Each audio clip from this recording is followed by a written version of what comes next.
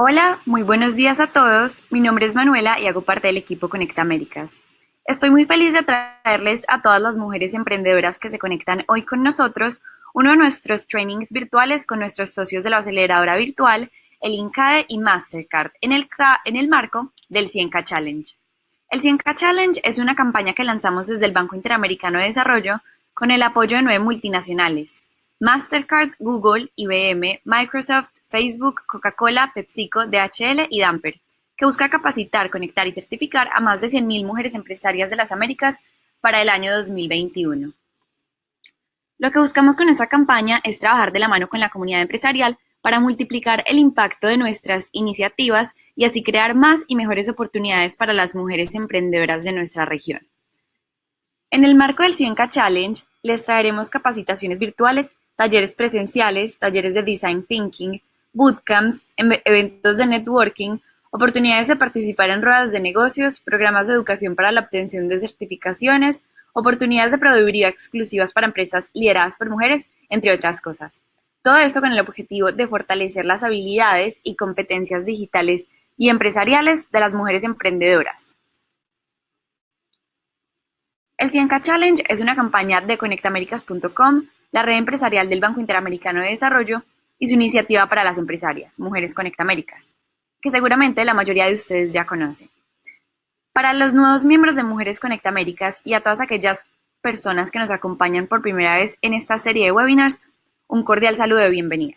Nos alegra que sean parte de esta, la red de empresarias más grande de América Latina y el Caribe. Mujeres Conecta Américas es una plataforma empresarial en línea que busca conectar a las mujeres empresarias con oportunidades de negocio y ofrecerles herramientas de capacitación para mejorar la gestión de sus empresas. A la fecha, contamos con más de 80.000 emprendedoras, así que bienvenidas todas. Por otra parte, la aceleradora virtual es un programa liderado por Mastercard y el INCAE dirigido a mujeres empresarias con compañías listas para escalar, donde mediante 7 módulos tendrán la oportunidad de recibir capacitaciones de alto nivel y aprenderán sobre estrategias de marketing y ventas, gestión de equipos de trabajo, finanzas, alternativas existentes para financiar su crecimiento, operaciones y gobierno corporativo, entre otras cosas. Ahora sí, déjenme presentarles el webinar de hoy: cómo financiar el crecimiento de tu empresa y hacer crecer tu negocio. Seguramente tienes un plan de negocio listo para ser ejecutado o una empresa con potencial de expansión, pero es probable que te hayas preguntado una y otra vez cómo financiar su crecimiento. ¿Te identificas? El acceso a financiamiento para las pequeñas y medianas empresas en la región puede ser limitado y complejo, pero ustedes no tienen por qué desmotivarse. En este webinar, que hace parte de la aceleradora virtual para empresas, les vamos a explicar las diferentes oportunidades de financiamiento a las que pueden acceder, así como las estrategias y herramientas que les permitirán aumentar su probabilidad de éxito a la hora de aumentar su capital y negociar con posibles inversionistas. Recuerden que conocer las oportunidades que existen les puede abrir muchas puertas. Para el webinar de hoy nos acompaña Roberto Ponce, fundador de Invermaster y Managing Director de Invermaster Ventures. También es partner de Coreco Private Equity. Tiene más de 25 años de trabajar en el sector financiero. Ha liderado proyectos de planes de expansión internacional, trabajos de optimización de portafolios de conglomerados de negocios y proyectos regionales de consolidación de industrias. Ha asesorado a dueños e inversionistas en transacciones de fusiones y adquisiciones de empresas, reestructuraciones de deuda, negociaciones de finanzas corporativas, entre muchas otras cosas. Los invitamos además a que sigan a Conecta Américas en las diferentes redes sociales para que se puedan mantener informados con las últimas novedades y sorpresas que tenemos para ustedes. Hacia el final del webinar vamos a tener un espacio en el que ustedes van a poder hacerle preguntas a Roberto, así que los invito a estar escribiendo sus dudas en el panel que tienen a su derecha. Yo las voy a ir recogiendo para que Roberto les pueda dar respuesta. Así que muchas gracias a todos por estar acá. Muchas gracias, Roberto, también por acompañarnos, y te doy la palabra.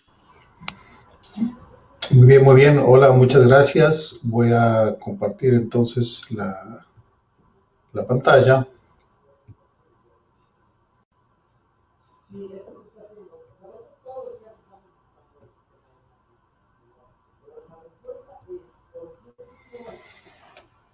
Bueno, buenas tardes, buenos días a todos los que nos están escuchando, todos y todas, porque creo que hay de todo tipo aquí.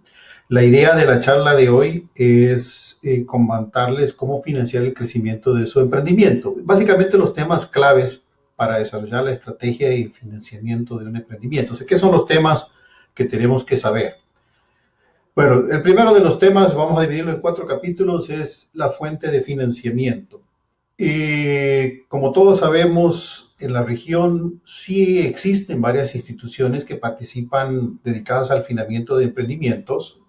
Todos estamos de acuerdo que no son suficientes, pero creo que el mensaje más importante que les quería pasar aquí a ustedes es que cualquier emprendedor tiene que hacer un mapa completo de qué hay en su país, qué hay en la región y qué es lo que buscan cada uno de ellos. Tenemos bancos que posiblemente en la región latinoamericana son posiblemente los más difíciles de conseguir financiamiento, ya que los emprendimientos no tienen activos para garantizar o no tienen el historial suficiente para aplicar a un préstamo del banco.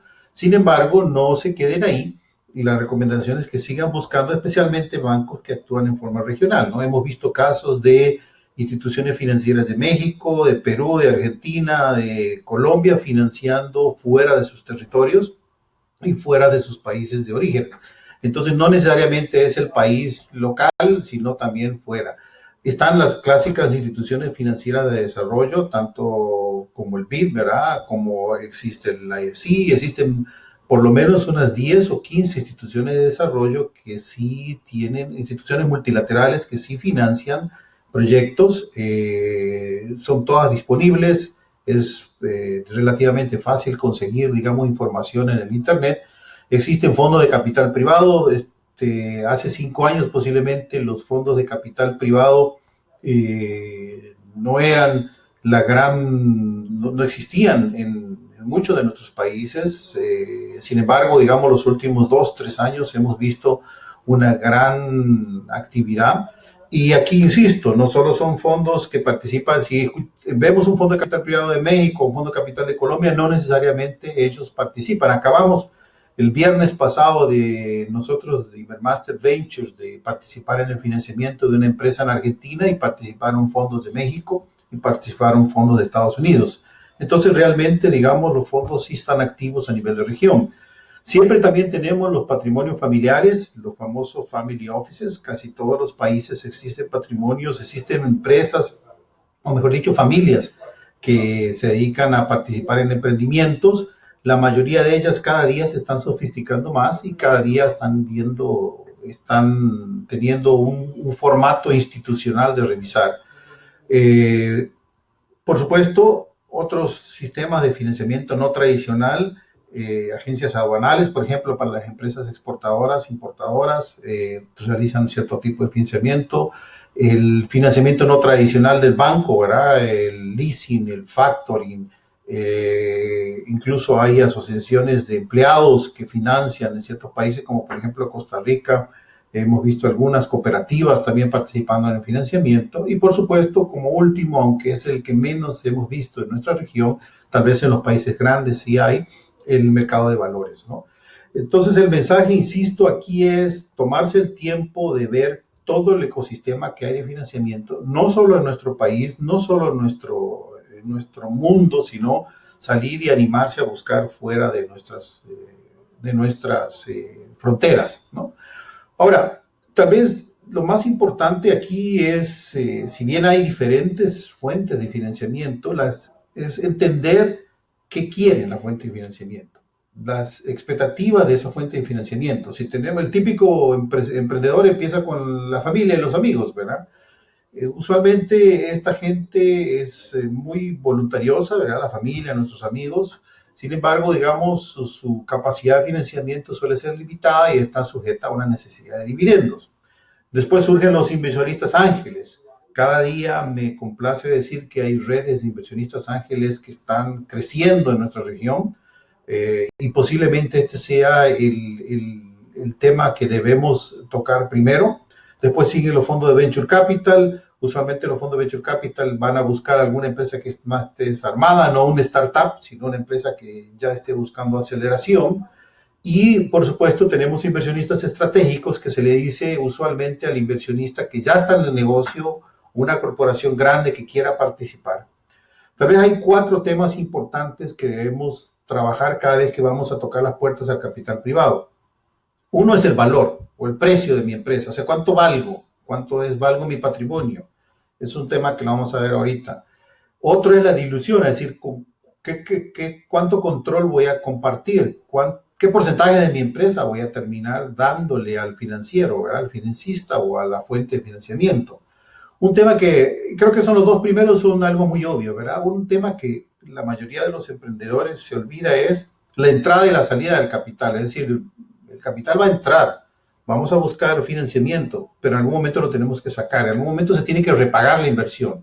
La institución o persona que de alguna manera nos da el dinero al inicio, tenemos que pensar desde el día uno cómo vamos a sacarlo, cómo va a recuperar su dinero a esta persona, ¿verdad? Y finalmente está todo lo que está relacionado con los contratos, ¿verdad? No solo el acuerdo de inversión. Muchas veces negociamos un precio, pero existen muchísimos contratos que ahorita también vamos a ver en esta charla. Es el acuerdo de inversión, el acuerdo de capitalización, los contratos de trabajo, todo lo que es relacionado. Entonces, manejar estos temas es clave y es algo que deberíamos estar todos listos. Típicamente el capital privado busca cuatro o cinco cosas, ¿verdad? Entonces, estas son las que tenemos que responder nosotros cuando estamos frente a un potencial fuente de financiamiento, ¿no? Ya sea los fondos ángeles, los fondos de venture capital o lo que sea, ¿verdad? Es la atractividad de esa empresa, ¿no? La atractividad de mercado, cuán grande puede llegar a ser, el potencial, la típica de estrés. Esto lo tenemos prácticamente en todos nuestros planes de negocio. El otro que toman en cuenta mucho es el riesgo de la inversión. Depende de los países, depende del tipo de inversión, el sector económico donde están. Y un tema importante que tal vez es interesante y que también nos olvidamos a la hora de hacer nuestros planes de negocio es la capacidad de crear valor. Básicamente, qué capacidad tiene de ejecución el emprendedor y qué capacidad tiene el fondo de crear valor. Por ejemplo, un fondo o una institución o un inversionista ángel que no se siente cómodo con la inversión que va a realizar en el sentido que no la conoce, es muy difícil lo vamos a poder convencer. Y el cuarto punto, reitero, la estrategia de salida, ¿no? ¿En qué momento vamos a recuperar la inversión? ¿En qué momento vamos a salir? ¿En qué momento este inversionista va a tener que recuperar la inversión? Ahora, como le decía al inicio, las alternativas de financiamiento no son las mismas que existen en países desarrollados como los Estados Unidos. Sin embargo, digamos, si nosotros tenemos una expectativa regional, una expectativa de nivel de región, puede ser que encontremos más, ¿no? Y todo trabajo que usted haga para saber qué quiere esa fuente de financiamiento, es importante hacerlo, porque no solo pueden estar enfocados a proyectos que no estamos interesados, o puede ser que ya tengan otros financiamientos o que tengan otro tipo de búsquedas, ¿no? Ok, ya hicimos un mapeo. Todas las redes sociales son válidas. A nosotros nos llegan 4 a 5 empresas por semana a través de las redes sociales. Entonces, claramente tenemos una forma de hacer esta investigación. Ahora necesitamos preparar la empresa. Este gráfico posiblemente ya lo han visto, ¿verdad? Básicamente lo que tiene es la cantidad de dinero que las empresas van necesitando en el eje vertical y las diferentes etapas de financiamiento de la empresa, desde el financiamiento semilla, los financiamientos de ángeles, los financiamientos a través de capital, de venture capital y así las series de financiamiento. Cuando yo comencé este negocio hace unos años, no lo veía, pero no lo tenía, digamos, claro en sentido de que teníamos que financiar tantas veces un proyecto, ¿no? Básicamente, lo mejor que le puede pasar a un emprendimiento es que le vaya bien. Y ¿qué requiere ese emprendimiento que le vaya bien? Básicamente lo que requiere ese emprendimiento es que cada vez que crece necesita más plata. Muy pocos negocios son aquellos negocios donde lo que se conoce como capital de trabajo es positivo, ¿no? Es decir, por ejemplo, el supermercado, ¿verdad? Que cobra primero a los clientes y paga a sus proveedores después. La mayoría de los negocios son de capital de trabajo negativo y cada vez que crecen requieren más dinero. Y entonces todos los proyectos, todos los emprendedores debemos entender de que el día uno una actividad fundamental es la búsqueda de ese dinero para crecer. Es la sangre que recorre las venas de la empresa y sin el flujo de caja va a ser muy difícil tomar los crecimientos. Obviamente, a mayor velocidad de crecimiento, mayor cantidad. Entonces, de ahí, digamos, la necesidad de dinero va aumentando en el tiempo y es una actividad constante. Aquí les voy a poner un ejemplo muy interesante de 5 empresas que están en nuestro portafolio que nosotros hemos invertido. Una empresa dedicada a tecnología médica, una de tecnología médica, una de biotecnología, una fintech. Básicamente, la empresa desde su momento, el primer gráfico que lo van a ver, es desde el primer momento desde que la empresa comenzó hasta que fue su salida exitosa en la bolsa, en Nasdaq, levantó durante 6 años $104 millones. Hizo 12 rondas de inversión, básicamente, cada 14 meses. Cada un año y medio, cada un año, esta empresa estaba levantando dinero. La empresa, digamos, vamos a ver el ejemplo de la FinTech Una, ¿no? Que está en una etapa más reciente, levantó $16 millones en 7 rondas de inversión cada 17 meses. ¿Vale? Que ese sí fue cada un año y medio, digamos. Pero se pueden ver que ustedes cada 12, 14 meses van a estar levantando plata y para llegar desde el momento de inicio, digamos, de unas etapas de lo que se conoce como early stage, hasta una etapa de salida que usualmente es 10 años más o menos, van a tener que hacer cada 14, cada 15 meses unas 10, 12 etapas de financiamiento. Entonces, múltiples rondas de fondeo son necesarias para el desarrollo de negocios. Es una actividad constante para el emprendedor. No es, obtengo mi primer financiamiento de $500,000, ya, listo, ya me olvidé. Muy posiblemente en el momento que usted firme, que logre ese primer financiamiento, ya tiene que iniciar la segunda etapa, porque si la empresa le va bien y la empresa está creciendo, va a requerir más dinero, va a requerir más flujo de caja. Los pasos del financiamiento típicamente son 10. Van a presentar los planes. Usualmente ya, como más adelante les voy a explicar, los planes de negocio ya no son 50 hojas escritas, ¿verdad? Son presentaciones, son teaser, 2, 3 hojas para que el potencial inversionista pueda ver la empresa, revisa ese perfil. Usualmente el inversionista, si tiene un proceso interno, va a hacer una evaluación financiera y estratégica de la empresa, a ver si calza con lo que él está buscando y va a producir una aprobación preliminar si le interesa. A partir de ahí empieza lo que se conoce como una fase de negociación o usualmente lo que sucede en ese momento se obtiene una carta de interés. Esa carta de interés es una carta que todavía no es un contrato de inversión, no es una obligación, pero es más bien una obligación en el sentido de que va a empezar una fase de negociación y va a iniciar un proceso de debida diligencia, es decir, va a iniciar un proceso de revisión de todo lo que le dijimos al inversionista. De ahí va a venir una aprobación final y va a venir el cierre de la transacción. Siempre me pregunta cuánto dura este proceso. Mire, hemos visto casos de 3 meses, casos de 9 meses y hasta más de un año, ¿verdad? Esto muchas veces depende de cuán ordenada está la empresa. Es decir, desde el primer día en que contacto al inversionista hasta el día en que se cede la transferencia bancaria, digamos, ya no hay cheques, puede llegar a pasar hasta un año en algunos casos, ¿verdad? Donde se caen la mayoría de las propuestas es al inicio. Interesantemente, digamos, ¿por qué? Porque no calza con el perfil. Como les decía, hicimos un mal trabajo al inicio de averiguar qué quiere el inversionista. Entonces le estamos mandando algo que el señor no quiere o que la institución no le sirve, ¿verdad? Tenemos que ver cuáles son aquellas que nos sirven. Ahí es donde se caen la mayoría. Pocas se caen durante la debida diligencia porque esos son casos donde realmente no estamos diciendo la verdad o hemos dejado de lado algún tipo de información o la empresa está muy desordenada. Pero ahora no termina todo el asunto ahí, ¿verdad? Una vez que recibieron el dinero, sigue el seguimiento de la inversión. Y finalmente, después de unos años, usualmente 5 a 7 años, la salida de la inversión. Entonces, este proceso más o menos lo siguen todos y de alguna manera tenemos que estar preparados a vivir ese proceso. ¿Qué es lo típico que estamos recibiendo ahora? O sea, el material clave. Normalmente ahora estamos en medios totalmente digitales, electrónico, entonces nuestro material tiene que adaptarse para tal cosa. El típico resumen ejecutivo, no más de 2 páginas, ¿verdad? Usualmente no se incluye información confidencial en ese resumen ejecutivo, es para llamar la atención.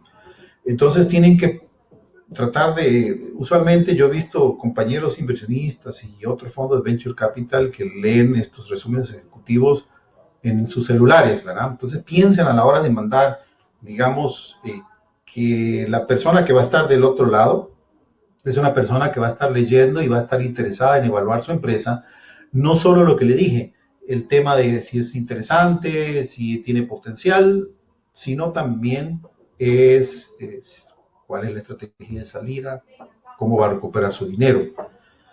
Ahora, después de que sucede ese interés o esa demostración de interés, sí, procedemos al famoso pitch deck, ¿no? A la presentación corporativa. Ahí sí se puede usualmente más, unas páginas más cantidad, no son 2 hojas, puede llegar hasta unas 40, idealmente no más de 20, la verdad. Si se agrega información confidencial o propietaria, si es posible firmar un acuerdo de confidencialidad con el inversionista. Sucede, ya no he visto, hace meses que, yo diría más de un par de meses, pero un par de años, ¿verdad? Unos 24 meses, que no veo acuerdos de confidencialidad en las empresas americanas. Todavía en Latinoamérica los emprendedores seguimos requiriendo acuerdos de confidencialidad. Yo no veo ningún problema en eso. Sin embargo, les cuento como curiosidad que es una costumbre que cada día está bajando. Sin embargo, a la hora de entrar y hacer el proceso de debida diligencia, si hay acuerdo de confidencialidad, obviamente, más si la empresa tiene algún tipo de secreto o algún tipo de propiedad intelectual. Una cosa importante es el flujo de caja. Otra vez, lo mejor que le puede pasar al inversionista es que le digan, sí me interesa y no estamos listos. No tenemos una presentación y lo que es peor, no tenemos una hoja de proyección financiera. Las proyecciones financieras se han vuelto sumamente importantes. El típico Excel, ¿por qué? Porque la presión financiera dice cuáles son los supuestos de la empresa.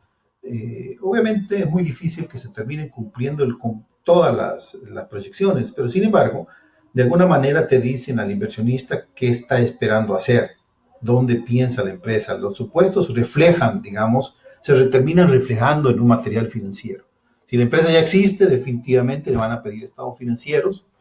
Y obviamente, si la empresa puede hacer un demo, una presentación virtual o multimedia, también ayuda, ¿verdad? O sea, si la empresa está produciendo un producto, definitivamente la demostración del producto es algo bastante útil. Es muy difícil hacerlo en forma virtual, requiere en forma presencial, pero de ahí que un video puede ser interesante. Ahora, ya estamos listos, ¿verdad? Hicimos un mapeo completo de la fuente de financiamiento, preparamos la empresa. La gran pregunta que tienen los emprendedores, bueno, ¿y cuánto vale mi empresa, verdad? Pero vamos a ver un poquito de cuáles son los métodos típicos de evaluación. Estimar el valor de un emprendimiento es un arte. Hay muchísimas metodologías, no hay una metodología única y usualmente el valor está sujeto a los resultados de una negociación. Es decir, digamos, dependen de una negociación. Bastante. En Estados Unidos hay muchísima información. Aquí está en este gráfico, ustedes están viendo, digamos, lo que es el promedio de una startup o una empresa early stage, según algunos sitios de internet. El promedio es de 4.2 millones de dólares. Están entre 2 y 5.5. Usualmente en Latinoamérica, por el tamaño del mercado, por la informalidad de los mismos, por el riesgo país, los startups tienen una evaluación entre 40 y 50% de descuento de lo que vemos en los Estados Unidos, ¿no?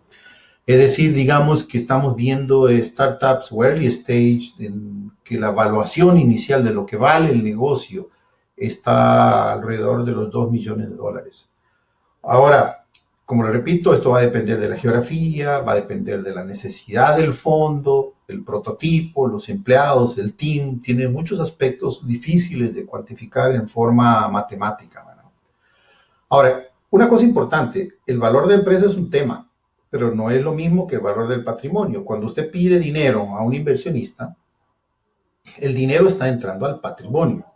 Entonces, si esta empresa tiene deuda, si este emprendimiento ya tiene deuda de tarjeta de crédito o alguna deuda bancaria, entonces el valor de la empresa hay que restarle la deuda. A eso le sumamos el efectivo que tenga. Usualmente las empresas no tienen mucho efectivo guardado en la caja de la compañía.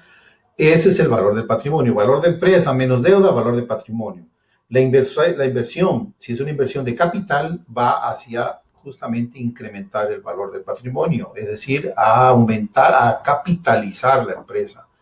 Si la inversión es deuda, aumenta la deuda, digamos, y de alguna manera, digamos, afecta el valor del patrimonio, porque el valor de la empresa está dado en base a los métodos usuales de cálculo y eso, la deuda, digamos, le resta al valor de empresa. Entonces, como es el típico, el que le encanta a todos los inversionistas, es el valor de empresa, es basado en la famosa medida que ustedes habrán escuchado, EBITDA o EBITDA, como le decimos en español, multiplicado por un múltiplo. ¿Qué es? Básicamente la utilidad. Es la utilidad antes de intereses, impuestos, depreciaciones y amortizaciones. Es la utilidad operativa de la empresa. Oye, pero si mi empresa recién comienza, no tengo todavía el valor. Ok, estamos hablando de la utilidad futura, en todo caso, de base a las proyecciones. ¿Cuánto es la utilidad? Es un aproximado de lo que sería el flujo de caja. Es una utilidad operativa. Aquí no hay metida la deuda, aquí no hay metida nada, ni las depreciaciones, nada. Es lo más simple que se pueda conseguir de utilidad de una empresa. Esa utilidad se multiplica por un múltiplo. Ese sería el valor de la empresa, digamos, de aquí a 5 años. Entonces, ahora, ¿cómo saco el múltiplo? Bueno, el múltiplo viene de comparaciones. Usualmente el múltiplo, una forma fácil de pensar el múltiplo, una forma es, bueno, ¿en cuánto tiempo recupera la inversión? 5 años, bueno, entonces el múltiplo es 5, ¿verdad? La utilidad multiplicada por 5, es decir, o el retorno anual, digamos, si yo quisiera un 20% de retorno anual sería un 5 también. Ese múltiplo, lo ideal es conseguir benchmarks de otras empresas que, como les decía, que pueden ya estar en la bolsa de valores o transacciones recientes, y a esa se le aplica un descuento. Entonces ya tengo el valor de la empresa en el año futuro, pero entonces, ¿cuánto vale mi empresa hoy?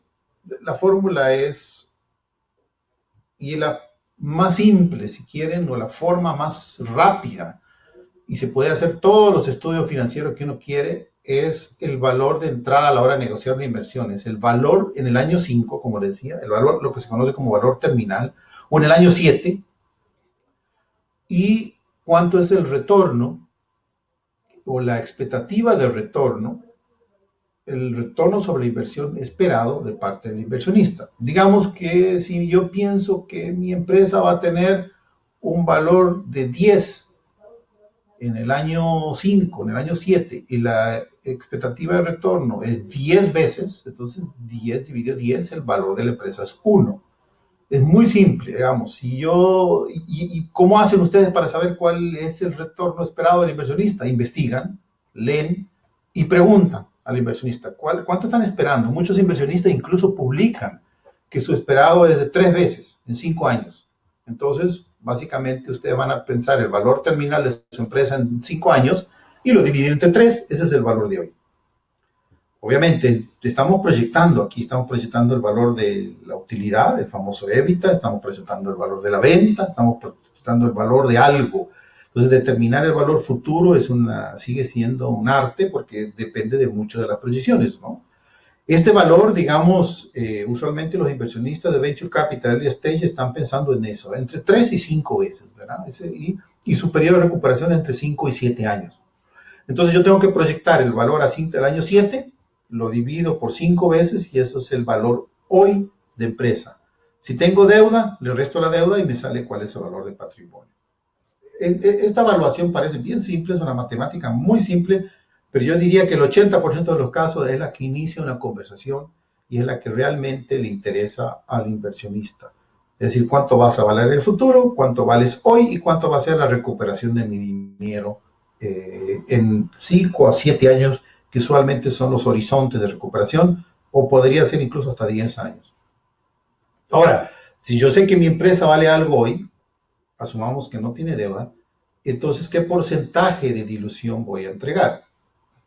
Digamos en este ejemplo, ¿verdad?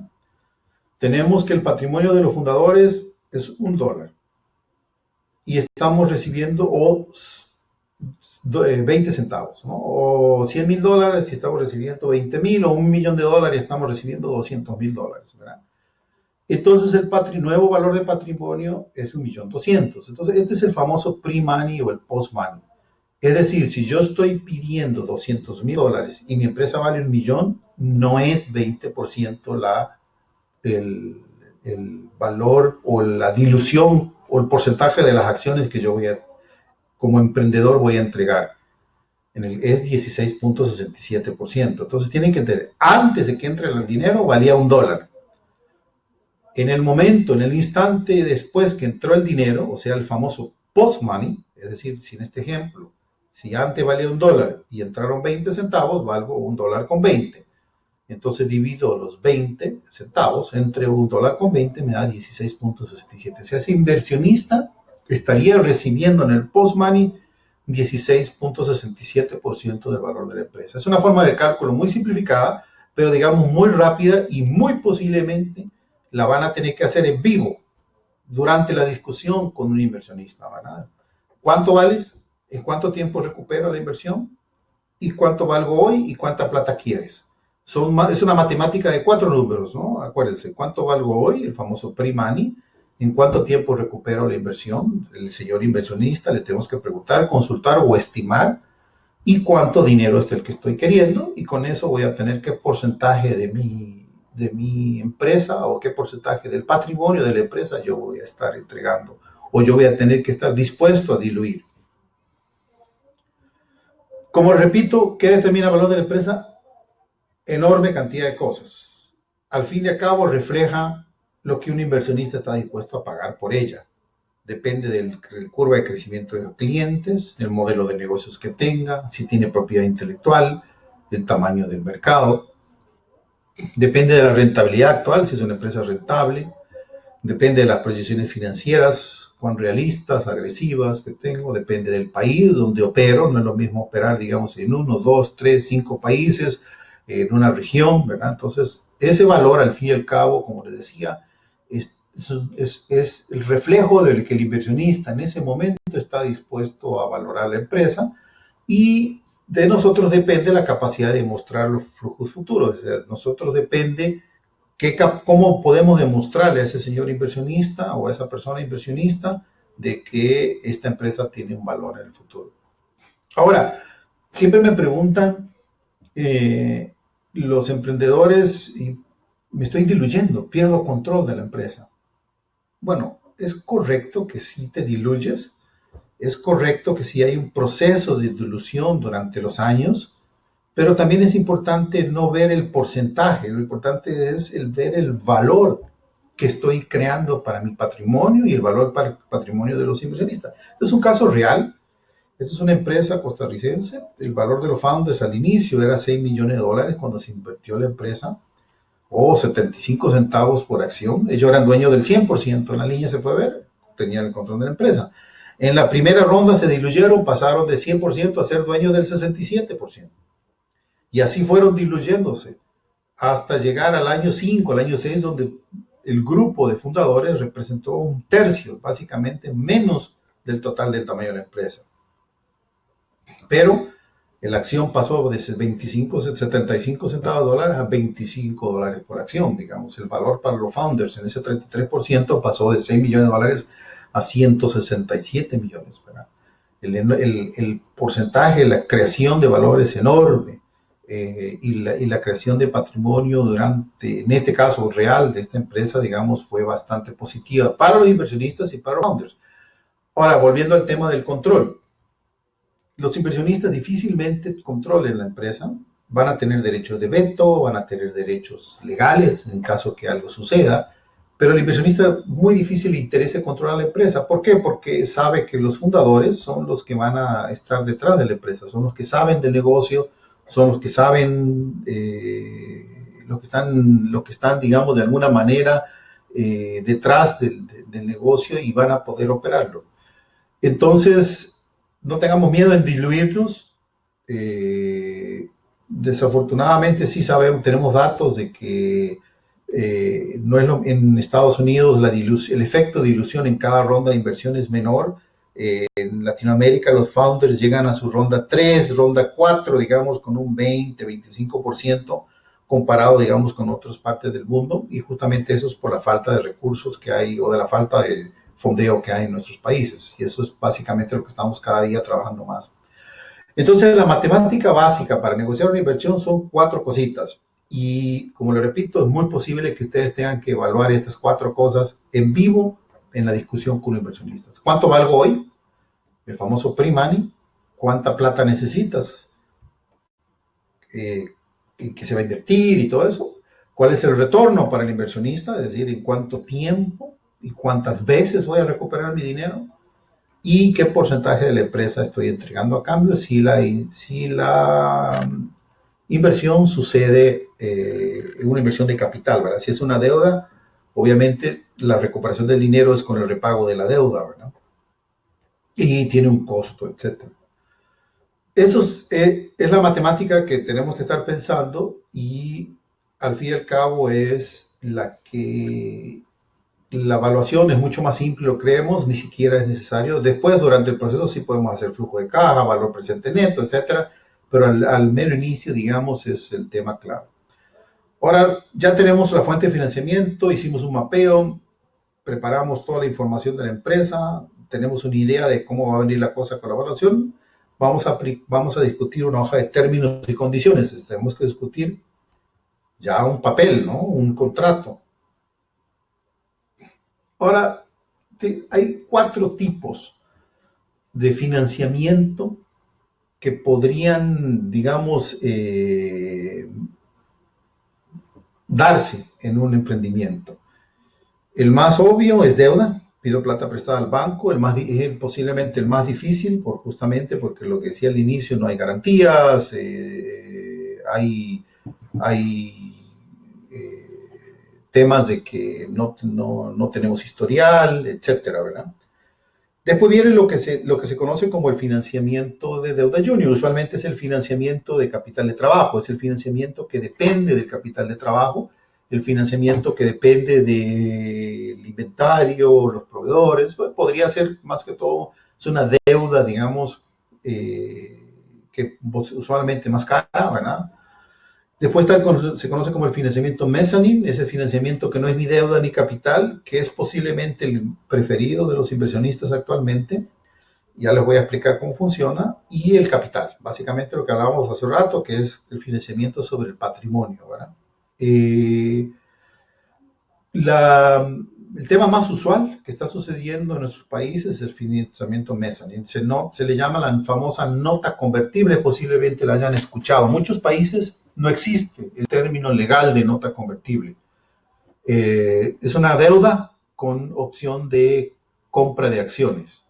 Básicamente es una deuda en donde se registra como deuda en la empresa, y esa deuda puede ser convertida a acciones de la compañía a un valor predeterminado, a un porcentaje determinado. Entonces es una casi deuda o cuasi capital. ¿Cómo funciona, verdad? Es un documento de préstamo. Básicamente se emite la famosa nota, o se emite la deuda, es un préstamo mercantil. Ese préstamo va acumulando intereses en el tiempo. Usualmente esos intereses no se necesitan pagar, los inversionistas no requieren que se pague ese préstamo, no es necesario pagar esa deuda, ese interés, pero se va acumulando hasta que sucede lo que se conoce como un evento calificado, o un evento en donde esa deuda tiene la opción de seguir como deuda, básicamente seguir como deuda, y en algún momento cuando vence se paga la deuda, o se convierte en acciones. Ese evento es un momento de decisión, usualmente esa decisión está a favor del inversionista, es el que decide, dice yo, o es un evento donde no hay no hay una opción, es obligación. Usualmente es cuando, por ejemplo, la compañía recibe un financiamiento grande. Entonces esa nota se convierte en acciones. Es decir, ya no es más deuda, es un porcentaje de las acciones. Ese porcentaje de las acciones de la compañía se registra o se discute y se materializa en el contrato antes, ¿verdad? Digo, bueno, cuando suceda el evento calificado, yo voy a convertir, señor inversionista, a un 20% de la empresa o a un valor predeterminado del patrimonio de $3 millones. Ya el inversionista se quedó como accionista de la compañía y sucede el evento de salida en algún momento, como le repito, el inversionista en 7, 5, 10 años tiene que salirse de la compañía, tiene que recuperar su dinero, pues, y convertir esas acciones en liquidez, ¿no? El evento de liquidez. Entonces, esta nota convertible es posiblemente la más usada justamente para evitar o minimizar la discusión de valor, porque el valor va a suceder en un tiempo futuro, no sabemos cuánto va a ser el valor, entonces preferimos tenerlo como un evento, como una deuda. También en muchos países de Latinoamérica la deuda tiene prioridad, es más fácil para el inversionista tomar control en caso que algo malo suceda, tiene ciertas prioridades legales, entonces es posiblemente que sea preferido ese instrumento. No digo que es el único, pero es posiblemente el que se ha estado utilizando con más frecuencia. Ahora, ustedes van a recibir una carta o una hoja de términos. Esa hoja de términos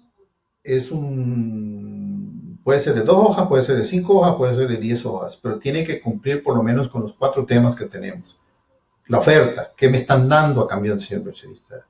Mínimo el precio, la fecha, el instrumento financiero, si va a ser nota, si va a ser compra de acciones, si va a ser deuda, si va a ser acciones preferente, qué tipo de cosa me vas a dar. Los términos, ¿no? ¿A qué plazo? ¿Cuánto me vas a pagar? ¿En qué momento se va a convertir? ¿Qué requiere de junta directiva? Si es un asiento de junta directiva, si no se requiere asiento de junta directiva, si requiere controles. Usualmente la hoja de término también va a tener temas de acuerdo de accionista. Si el inversionista va a ser minoría en la empresa, va a querer condiciones de control, máximos de endeudamiento, ciertas restricciones, digamos, el uso del dinero va a estar restringido a lo que le dijimos al señor inversionista. Y otros temas que usualmente está incluido confidencialidad, exclusividad, no competencia, contratos de trabajo, etcétera, ¿no? Esa hoja de términos, idealmente, si bien hay una preferencia que sea escueta y pequeña, digamos corta, mi recomendación es que cuando más completa mejor, ¿verdad? No dejen abierto a un contrato, porque estamos entusiasmados los emprendedores, recibimos una carta de intención, una hoja de término, firmamos la hoja de término y después empiezan a salir los detalles. Empiezan a salir los contratos, empiezan a salir las cosas que ya no nos gustan, empiezan a salir temas que ya no me habías dicho, no lo tenía presente, no me recuerdo. Entonces la hoja de término de alguna manera va a reflejar las discusiones de la negociación y requiere, digamos, cierto grado de atención, no solo legal, sino de negocio.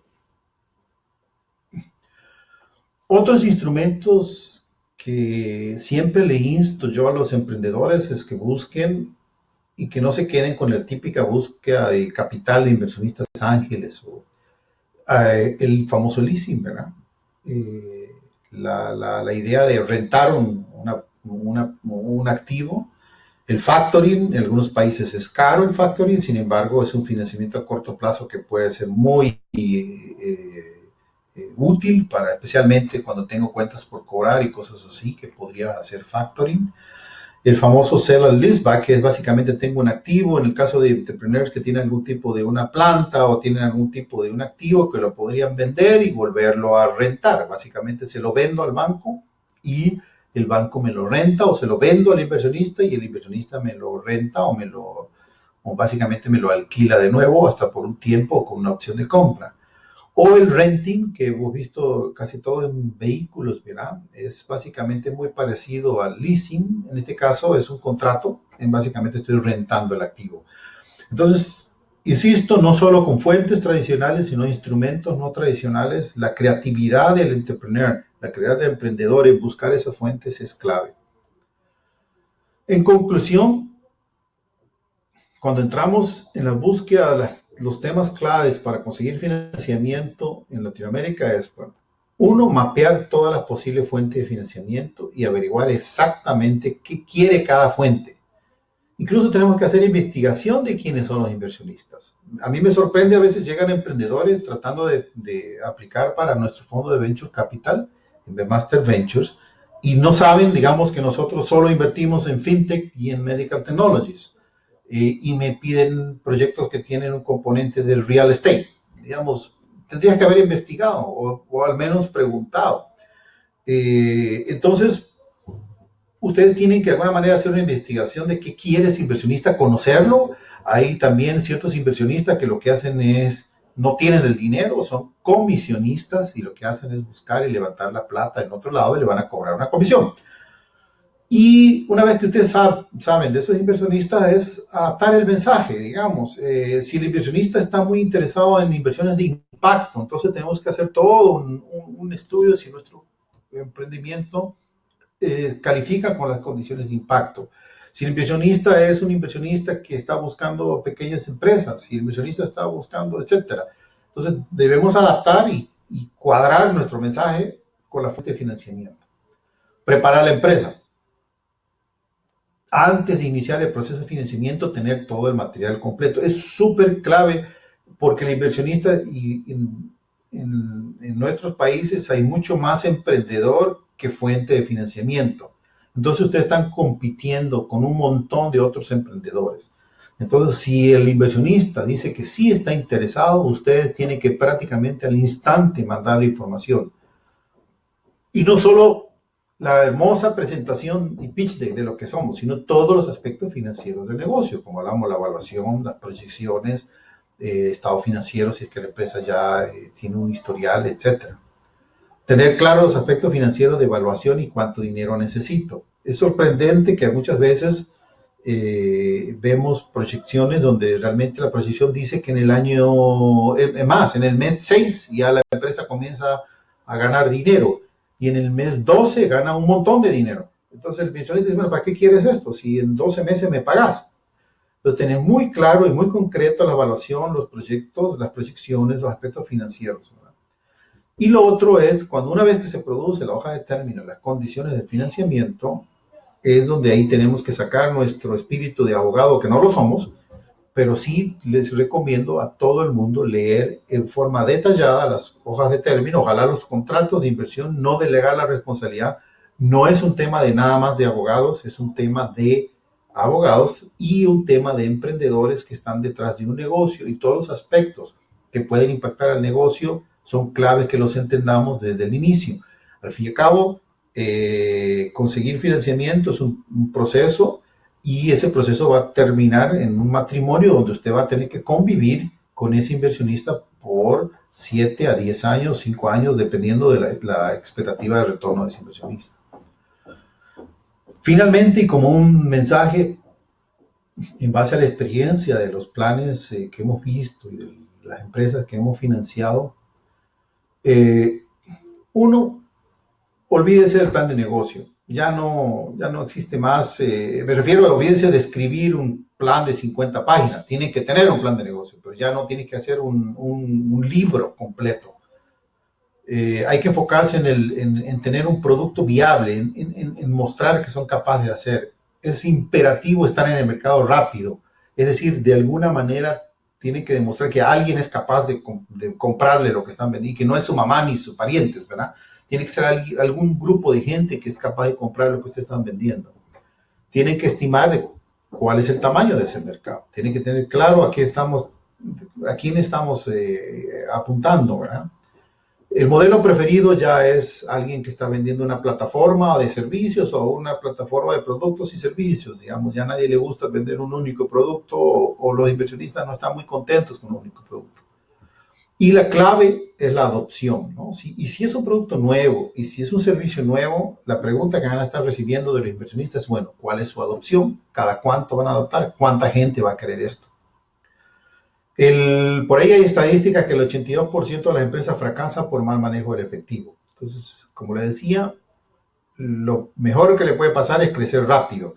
Lo peor que le puede pasar es crecer rápido, porque cuando ustedes crecen rápido, van a necesitar dinero rápido y mayores cantidades. Entonces es un proceso de todos los días estar pensando cómo va a ser el financiamiento. Como le demostraba, era cada 12 meses, cada 14 meses van a estar levantando dinero si es una empresa que le va bien. Entonces el cuidado del flujo efectivo es clave. Finalmente, mi última recomendación es no ruegue, digamos, construya relaciones. Dicen por ahí que los inversionistas invierten porque hay una conexión emocional con la empresa. Entonces, ustedes tienen que buscar esa conexión emocional. Traten de crear lo que se conoce como FOMO en inglés, ¿no? El miedo a perderse, es decir, crearlo en el inversionista. Es decir, que de alguna manera ustedes tienen que entender qué quiere ese inversionista y cómo van logrando de que él se vaya conectando emocionalmente con la empresa y los ayude y busque ayudarlo. Y estoy hablando de inversionista institucional, al fin y al cabo está hecho por personas, ¿verdad? Y son las personas las que van a tomar la decisión y usted logra conectarse a la persona, es clave para conseguir financiamiento. Eh, Sin más, ahí los dejo. Abrimos unos minutos para preguntas. Muchas gracias, Roberto. Tú nos hablabas y nos recomendabas averiguar exactamente qué quiere cada inversionista, pero ¿qué otros cuidados consideras que deberíamos tener al financiarnos con inversionistas ángeles o qué factores debemos tener en cuenta y a cuáles prestarles la mínima perdón, la mayor atención? Bueno, los inversionistas ángeles son personas, usualmente individuos de patrimonio, de alto patrimonio, que tienen exceso de flujo. Entonces yo diría tal vez dos cosas. Una es en qué industria o de dónde este inversionista ha sacado el patrimonio, ¿verdad? Usualmente son industrias tradicionales, cervecerías, periódicos, familias, finqueros. Entonces, la actitud que van a tener frente a las inversiones va a depender mucho del historial de la familia, ¿no? O de dónde viene la plata de ese individuo, ¿verdad? Ese sería el aspecto, digamos, que va a influenciar su forma de tomar la decisión. Y la otra es claramente hacer toda la investigación de que sea una persona honorable, de que sea una persona que no tenga problemas legales, fiscales, etcétera, ¿no? Que eso también, gracias a Dios, es bastante, digamos, fácil hacer algún tipo de investigación por internet. Excelente, muchas gracias. Y te pregunto, ¿existen oportunidades con inversionistas en la región y también con inversionistas que están ubicados en países por fuera? ¿Tú qué recomiendas para una empresa que nunca ha recibido financiamiento? Si empezar por lo local o de una vez atreverse a salir a buscar inversionistas Eh, de países que estén fuera de América Latina. Mira, yo no, es como círculos concéntricos, ¿no? Tú tienes que mapear círculos concéntricos que van cada día ampliando su horizonte. Definitivamente sí, recomiendo comenzar con lo local, pero para practicar, ¿eh? Yo no me quedaría mucho tiempo en el local. Es increíble cómo en la mayoría de los financiamientos que he escuchado en los últimos años hay un alto porcentaje de gente extranjera que está financiando en países, ¿no? Lo que hemos escuchado por ahí, un dicho que dice no hay profeta en su tierra. Entonces, empecemos con lo local para practicar, para tomar contacto, pero muy rápidamente, ¿no? Ni siquiera esperemos mucho tiempo y vayamos hacia lo regional. Si estamos en Centroamérica, ya empecemos con Centroamérica y después empecemos con el resto de América, ¿verdad? Esa sería mi recomendación. Gracias, Roberto. ¿Y qué nos recomendarías para buscar estos inversionistas? ¿Hay eventos o bases de datos? La estrategia tiene que ser múltiple. Recomiendo las redes sociales.